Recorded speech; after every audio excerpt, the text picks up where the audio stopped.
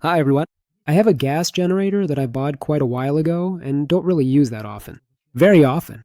But when the power goes out and you urgently need to run high-powered loads, it's irreplaceable. Of course, I have all sorts of inverters and UPS units, but their power is no more than 1 kilowatt. But this machine can handle loads that are several times more powerful. It can be started either manually or with an electric starter. To power the electric starter, it has an onboard 12-volt lead-acid battery, almost the same as in a regular UPS. Anyone who's dealt with these batteries will confirm that they aren't exactly known for their longevity. In cold weather, their output current drops. And overall, while this is one of the safest types of batteries, it's already outdated. Once again, when it was time to start the generator, it turned out the battery was done for. It was dead and showed no signs of life. In the long run, there's no point in buying the same kind again. So we're going to make our own version. Some might say, why bother, since there is also a manual starter? The electric starter is one of the key achievements in automotive engineering, and it's convenient. Why pull a cord when you can just turn a key? Plus, I'm extremely lazy. So basically, this generator needs a new battery. It makes sense to assume that instead of lead, we should use lithium. For example, lithium iron phosphate, which has a good discharge current, is durable, and resistant to cold. But I've already got plenty of phosphate batteries on my channel, so this time we're going to keep up with the times and make a sodium battery. Sodium-ion technology is one of the latest innovations in recent years. I've already talked about it and other promising technologies in the video I mentioned. I highly recommend checking it out at the link in the description. I just happen to have 4 sodium cells of the 32140 standard lying around, which I bought for a review. Each of these cells has a capacity of 10 amp hours.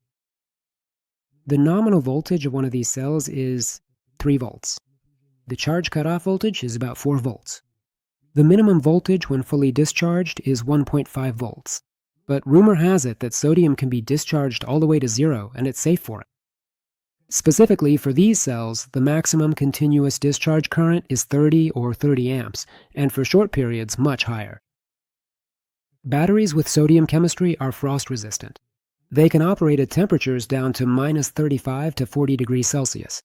And also, which is important, they can be charged in the cold down to minus 20 degrees. Another significant advantage is the high charging current, up to 3C or 30 amps. Of course, besides its primary purpose, this battery will also be used as a universal 12-volt battery for various tests and to power 12-volt devices, so it needs to be fully functional. From the start, I decided that I would assemble everything into a case, thus creating a finished product. So right from the start, I estimated all the dimensions and then printed the case on a 3D printer using ABS plastic. During printing, the edges of the model lifted a bit from the bed, but that's no big deal. In terms of size, it's a little bigger than a standard 12-volt UPS battery, but that's not a big deal for me. 4 of these cells simply wouldn't fit in the standard case. The cells don't have additional insulators on the positive terminal. I don't have those either, but I do have a laser CNC and the right kind of paper. So first we make a drawing in any graphics program and cut it out with the laser. After that, we stick the insulators onto the cells.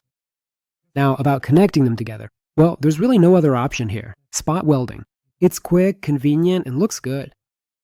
Of course, I'll be welding with my homemade machine based on Arduino MyWeld 2.0 Pro. Yeah, it doesn't have a charging system yet and runs off a lab power supply.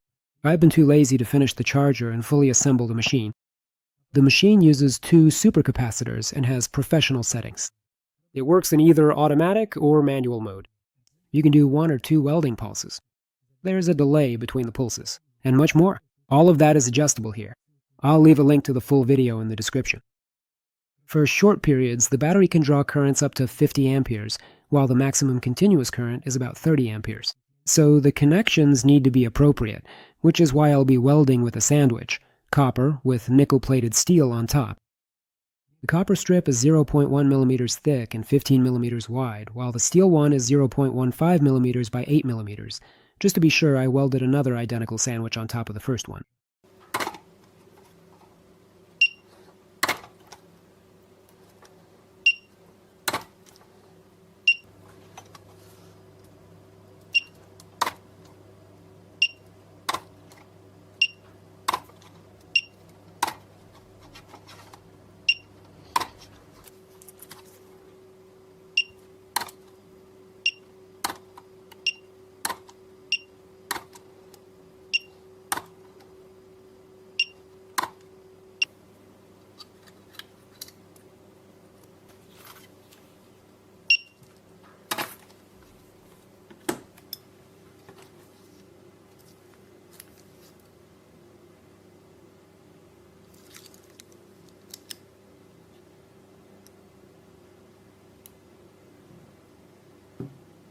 I forgot to mention that there is additional Kapton insulation between the cells.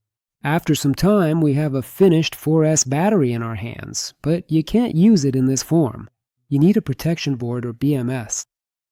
This board will protect the battery from overcharging, deep discharge, short circuits, and overheating. Since sodium technology is very new, BMS boards for it, there aren't as many available for this chemistry as there are for classic lithium or phosphate. But nevertheless, they do exist. I've already reviewed one of these BMS boards on my second channel, and after the review, it became clear that the board works perfectly. It handles its tasks well, except for the non-functional passive balancing system that's soldered onto it. But to be fair, the seller didn't claim it had a balancing function. This board is rated for a discharge current of about 20, and on board it has 6 N-channel MOSFET transistors, model 3080, and a couple of shunts as current sensors. The board is symmetrical, and that's exactly what we need for our project. But there's one problem. The thing is, when starting the generator's internal combustion engine, the current draw can briefly exceed 50 amps. But that only lasts for a fraction of a second. After that, the starter draws 30 to 35 amps, and that was measured. This means that the BMS might go into protection mode at the moment of startup, so it needs to be slightly modified. First, we need to figure out if the MOSFETs can handle it. Even though there's a data sheet, I desoldered one of the MOSFETs and measured the channel resistance. With 10 volts applied to the gate, the resistance was about 3.5 milliohms. I did the same with 4.5 volts on the gate, and got about 5.8 milliohms. Here's how the MOSFETs are connected. Each set of 3 MOSFETs is connected in parallel, and then these parallel groups are connected in series.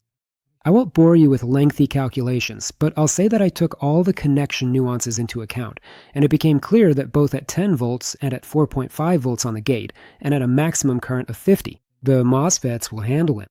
The power dissipated on each transistor won't be very high, you just need to reinforce the power traces. Then I calculated the power dissipated on the shunts at maximum currents, taking their resistance into account. Next, we dig into the datasheet for the chip to figure out at what voltage drop the overcurrent protection will trigger. After that, we replaced the shunts. I installed 4 shunts to make the protection less sensitive and so that the power dissipated on them wouldn't be sky high. Next, we assembled a BMS, thermal pad on top of the transistors, and an aluminum plate as a small heatsink. The next step is to connect the BMS board to the battery, check its operation, and place the battery into the previously made case. Now, about the battery terminals.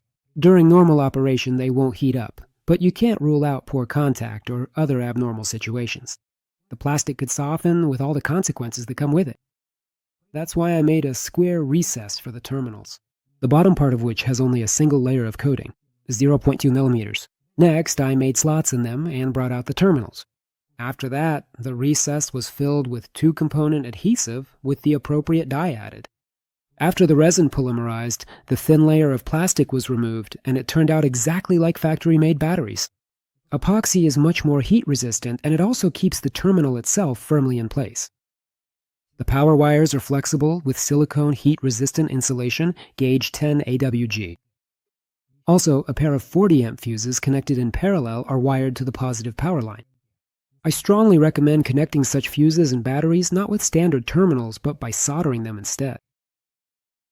And finally, labels with the battery specifications were modeled and 3D printed. Now let's discharge the battery at a nominal current of 1C to determine its capacity. An electronic load is used as the discharge setup. A 4-wire measurement scheme is used. This compensates for losses in the load wires. The discharge cutoff voltage is set to 4 volts, and this is done intentionally so that the cutoff is triggered specifically by the BMS.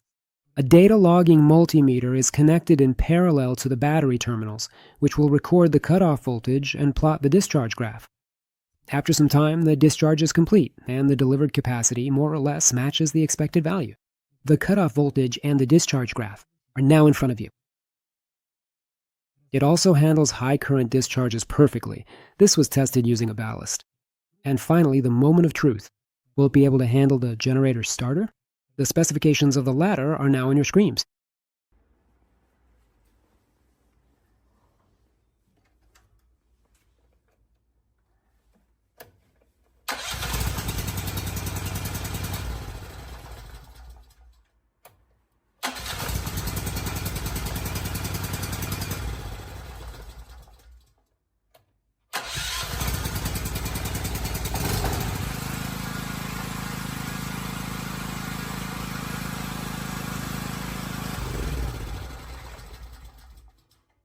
All in all, everything is good and the task is accomplished. I've got another 12-volt battery, and you've gained one more point in your experience bank. On that note, it's time to wrap up. Just a reminder, as always, you'll find links to purchase all the materials needed to assemble a similar battery and other useful stuff in the description. I'll also be glad to see your comments with suggestions, questions, and constructive criticism. Thank you all for your attention, and as always, this was Cassie and Kay with you. See you next time. Bye.